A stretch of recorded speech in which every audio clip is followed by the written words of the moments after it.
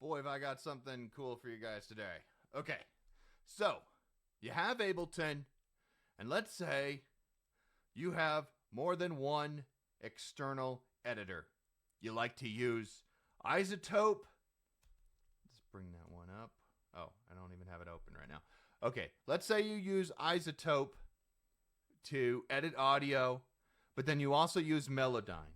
And before, you had to go into the sample editors and you had to change it because there's only one that you can put at one time. So what I did is I made a little placeholder app in AppleScript. I'll show you guys that right now. Okay, you make a little placeholder app, which is going to send it over to Keyboard Maestro.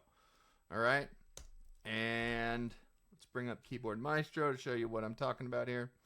We created a special conditional macro that brings up a menu to select which external editor you want to use.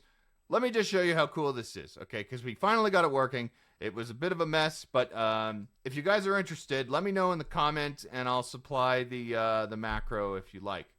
So, and more in-depth directions. But anyways, I'm just going to ramble on here, okay? We got our audio file.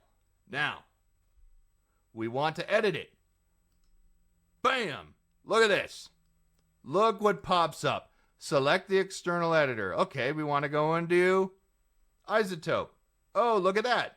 That opens. All right, so now we're done working in that, and we export it or whatever we do. You know, replace the file. Bam. We're back into Ableton, okay? Now, shoot. I messed up. I really need to go into Melodyne now. Oh, gosh.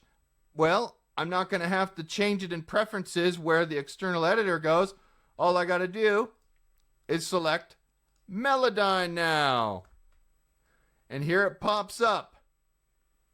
So this will save me loads of time.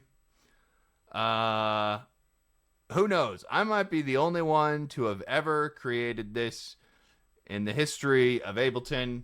It would be cool if Ableton decided to make it possible to have two different external editors to choose from.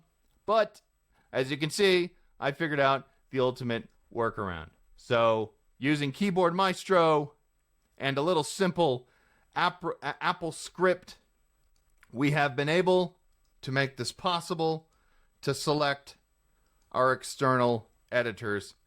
Really cool. I'm going to be using this one a bunch. Let me know in the comments if you guys would like something like this, and maybe I'll go ahead and put more in-depth directions. I could maybe supply the Keyboard Maestro macro, and then more in-depth directions on getting it working, because it was a bit of a mess at first, but man, I mean, this is awesome.